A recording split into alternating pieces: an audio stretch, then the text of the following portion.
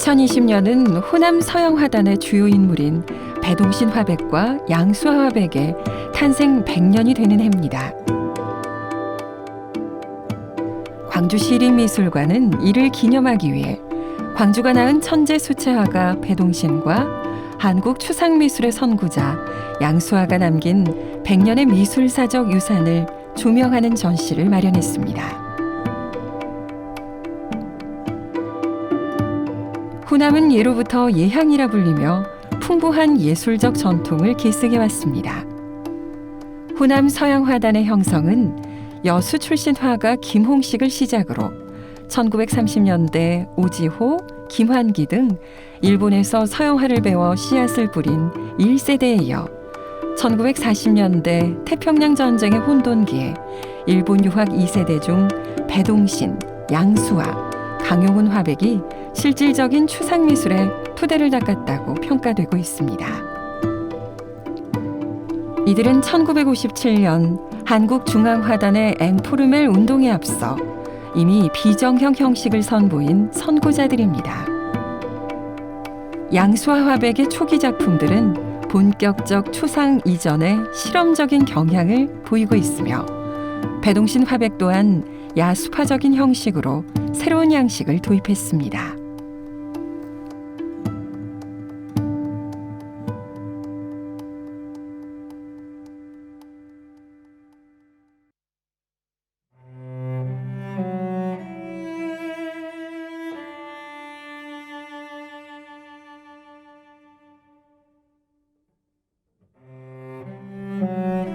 한국 수채화의 전통은 그리 활발하지 못했습니다. 한국 수채화는 1945년 전후 대구의 이인성 화백을 비롯해 서울의 몇몇 화가들 뿐이었고 한국 전통 회화나 유화와는 달리 하나의 예술 형식으로 인정받지 못하고 기초적인 회화 과정으로만 여겨졌습니다. 배동신 화백은 불모지와 같았던 한국 수채화단에 회화의 한 장르로 격상시키는 데 기여했습니다. 그는 한국인의 정서는 기름보다 물로 표현되어야 한다라는 인식하에 유화보다는 평생을 수채화에 집중해왔습니다. 육식을 하는 서양 사람들, 채식을 하는 동양 사람들, 육식을 하는 서양 사람들 역시 유화를 많이 선호하고 또 실질적인 유화를 거의 많이 했죠, 화가들이. 그러나 동양은 수묵담채랄지 가령 동양화, 수묵화랄지 그러니 수채화 등 채식주의에 맞는 참 맡은 것이 수채화다 해서 그 양반은 신선하고 맑음을 언제나 추구했던 것 같아요. 배동신 화백은 수채화의 생명은 물에 있다고 봤습니다. 물이 가지는 속성, 물의 많고 적음에 따라 무수히 변화하는 농담은 동양적인 체질이라고 보고 서양적인 표현 방법론이나 의식을 수용하면서도 동양적인 것의 체질에 맞는 재료를 선택해 이 둘의 조화를 이루는 수채화를 한평생 그리셨습니다.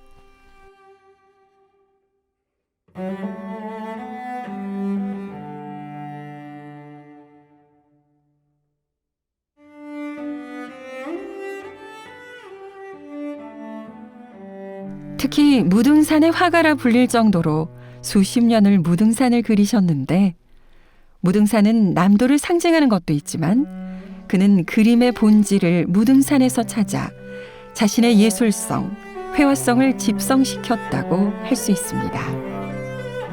우선 보기에 좋게 보이고 수면이 누워서 잠자는 기분. 옛날 서정로 씨하고 하면 펄강을 끼고 누워있는 사람 같이 보인다고 해요, 그 양반이. 여유 있게 보이죠, 산이. 동동하니.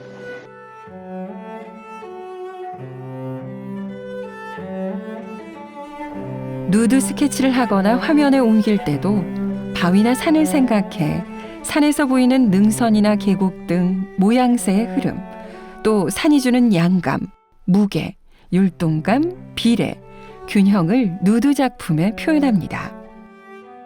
뭐냐, 담백한 말이 그냥 우리가 보면 뭐냐면 그 물방울을 보는 그 신선한 느낌이 이제 그다음 갈필처럼 해가지고 막 긁어내는 듯한 그런 작품들이 누드 같은 거 해놓으면 그 뭐냐 꼭 그 산을 그리듯이 내리는 부드러운 그 살길이 아니라 오히려 그 아주 강렬한 붓자국들은 형체를 이루면서 우리한테 그 큰 감동을 줘요. 여기서. 이렇게 한평생 고집스러울 정도로 그림의 본질을 탐구해온 배동신 화백의 수채화는 자신만의 독자적인 조형 세계를 창조하게 했고 한국 수채화 화단에 새로운 국면을 형성했다고 평가할 수 있습니다. 근대 서양 화단의 형성 과정에서 70여 평생을 수채화만을 고집해 동양과 서양의 조화를 추구했던 배동신 화백은 한국 현대 미술계의 1세대 화가이자 수채화의 지평을 넓힌 수채화의 거장입니다.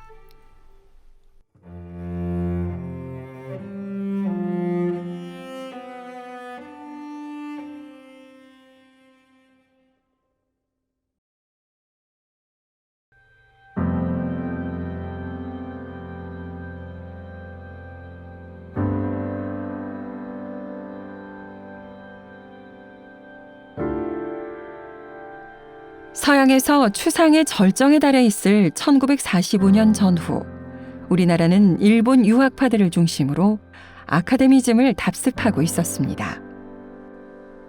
특히 남화의 전통이 뿌리 깊은 호남은 남화 산수와 인상주의를 받아들여 남도의 자연에 접목시킨 자연주의 서양화 계열이 주류를 이뤘습니다. 이처럼 보수적인 경향이 강한 호남에서 새로운 양식의 현대미술을 수용하기는 쉽지 않았습니다. 양수와 화백은 1945년 전후 그리고 1950년 6.25 등 역사적 격동기를 겪으며 한국 중앙화단의 앵포르멜 운동이 전개된 1957년에 앞서 한국 현대미술의 추상을 선도했습니다. 그는 우리 근현대사 질고기 시기에 겪었던 고뇌와 분노, 시대적 상황을 비구상이라는 새로운 양식의 자신만의 예술훈을 표출한 한국 현대 회화사의 선구자였습니다. 1950년도의 서양미술 앙포르멜 그 경향을 처음 우리나라에서 끌어들인 그런 작가라고도 말씀하실 수가 있는데 그때는 우리나라의 모든 시대적인 환경이 아주 어려웠을 때예요. 70년대 초에 돌아가셨지 않습니까? 그러니까 60년대가 주 활동 작업 시기인데 그러니까 작품도 보면은 선생님 작품은 그 백색 시대의 작품이 있었고 또 좀 그 어둡고 암울한 그러한 작업들도 있었습니다. 이번 2020 광주 미술 아카이브전 배동신 양수와 100년의 유산에서는 구상작품과 비구상작품, 드로잉, 삽화, 자화상 등이 전시됩니다.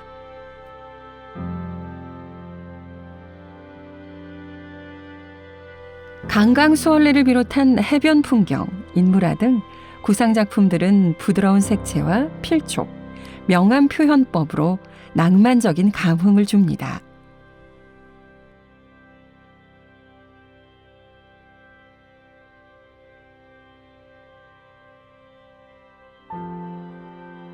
전시되는 비구상 작품은 1960년대 무의식적, 오토매틱적인 자유분방함이 드러나는 초기 작품들과 1960년대 후반의 암갈색 톤의 우울하고 무거운 분위기의 작품들로 의식과 무의식의 세계를 담아내는 양수와 화백 자신의 내면 속 끓어오르는 치열한 격정을 담아내고 있습니다.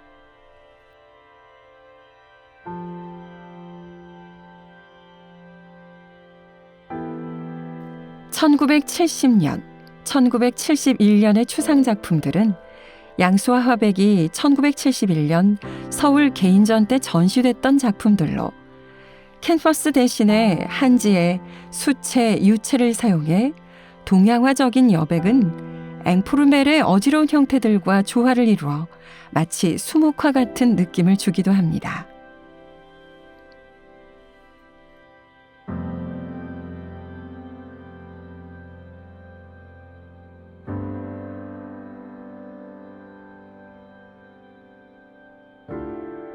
또한 이번 전시는 사파가가 꾸미셨던 양수와 화백의 1930년대 사파를 위한 드로잉 작업들, 신문기사 스크랩뿐만 아니라 1940, 50년대 추상의 모색을 위한 부단한 드로잉 작품들이 전시됩니다.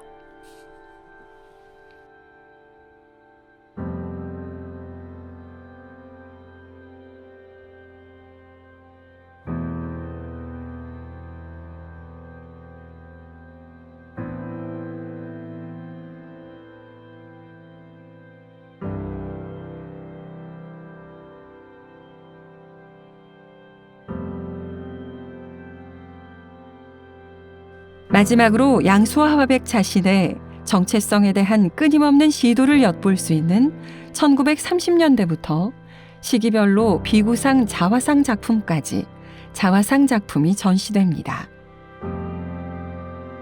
이념의 갈등에서 소외받아 고독했고 내면의 깊은 상처를 스스로 치유하고자 했던 것입니다.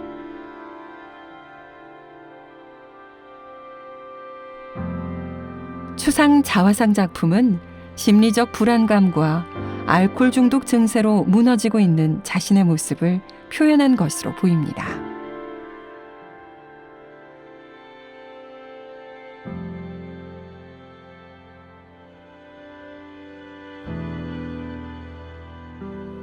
후남 미술의 주요 흐름을 정리함으로써 지역 미술사를 연구하고 재정립해오고 있는 광주시립미술관의 2020 광주미술 아카이브전 배동신 양수와 100년의 유산은 두 화백의 주옥 같은 대표 작품들과 함께 다양한 아카이브 자료를 감상할 수 있습니다. 이번 전시를 통해 치열했던 두 분의 예술혼을 기리며 한국 현대미술 초석의 발자취가 다시금 평가되는 기회가 되길 바랍니다.